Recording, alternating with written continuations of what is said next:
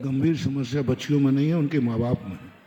माँ बाप उनको दूर करते हैं, माँ बाप उनको अपने से दूर करके पढ़ाते हैं। ऋषभ देव ने अपनी ब्राह्मी सुंदरी के लिए किसी टीचर से नहीं पढ़ाया, किसी कॉलेज में नहीं हुए, स्वयं तीर्थंकर बच्चियों के लिए मास्टर बन गए, स्वयं मास्टर बन के उन्होंने पढ़ाया। और यहाँ तक कि अपने भाइयों के साथ भी ब्राह्मी सुंदरी को नहीं पढ़ने दिया, भाइयों के साथ भी ब्राह्मी सुंदरी को अलग शिक्षा देते थे, भाइयों की अलग देते थे। कन्या जाति एक ऐसी जाति है, माँ बाप को कभी भी अपनी संगति से कभी भी अलग नहीं रखना चाहिए, अलग नहीं करना चाहिए, अपनी कस्टडी में रखना चाहिए, अपने सामने रखना चाहिए और अपनी ही देख रेख में रखना चाहिए। आज तुम बच्चियों को कॉलेज भेज रहे हो, आज कोई एजुकेशन, आज अंग्रेजों की सबसे बड़ी दुर्नीति थी, भारत का शील धर्म खत्म कर दो, भारत का कौमार्य खत्म कर दो, क्योंकि भारत के कौमार्य में बहुत बड़ी शक्ति होती है। और उनका भारत का कौमार्य खत्म करो। कैसे खत्म करें? उनकी नीति थी मैकेले की 18वीं शताब्दी के अंदर पार्लियामेंट के अंदर इस बात के संसद में प्रश्न उठाया, कोई एजुकेशन की प्रभाव न बढ़ाओ, जितना कोई एजुकेशन बढ़ेगा भारत भ्रष्ट होता जाए। आज सबसे ज्यादा आने तक हो रहा कोई एजुकेशन, बच्चे बच्चियों की गलती नहीं है।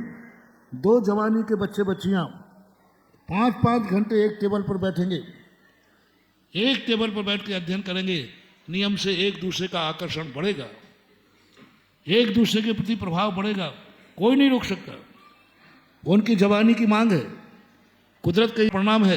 कितने प्रयास करो और वर्षों तक 2-5 साल तक बच्चे बच्चियां एक साथ पढ़ेंगे। उनके लिए कौन? अब माँ बाप को खुद मालूम है कि कोई एजुकेशन में इसकी उम्र का बच्चा इसके साथ डेस्क पर बैठेगा, और आप सोचते हो बच्ची बच जाए? अरे आग में डाली हुई, आग में गिरी हुई बच्ची बच जाती है, आग में से गिरी हुई व्यक्ति बच सकता है, लेकिन कोई एजुकेशन में जाने वाले बच्चे बच्चियों को बचाना उससे भी ज्यादा कठिन है। तो आज सबसे बड़ा यदि खतरनाक बना है कोई एजुकेशन। इसके लिए माता पिताओं को सोचना चाहिए। बच्चियों को हायर शिक्षा के लोभ में भेज देते हैं, मत पढ़ाओ बच्चियों को, लेकिन कोई एजुकेशन में बच्ची को मत भेजो। बच्ची उसी में जाए जहां बच्चियों की ही पढ़ाई होती है। और एक साथ पढ़ने वाले जो बच्चे हैं, ये नियम से गड़बड़ होता ही है, ये माँ बाप का दोष है। माँ बाप को बच्ची को अपनी निगरानी से करना है। जब तक पति का संरक्षण न मिले तब तक पिता का संरक्षण बच्ची को मिलना चाहिए, चाहे वो पढ़े या ना पढ़े, पिता को अपनी निगरानी में रखना चाहिए।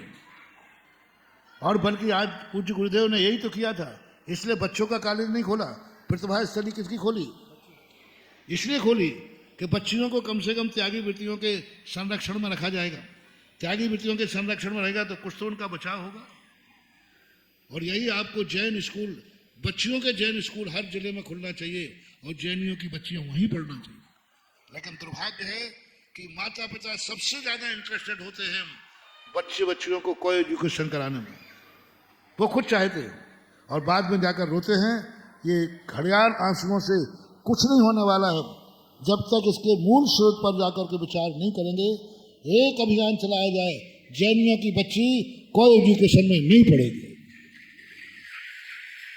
और जैनियों को तो बड़े भाग्य से मिला है कि जैनियों का सबसे बड़ा आदर्श है, पुरुष कमाता है, महिला घर का काम संभालती है।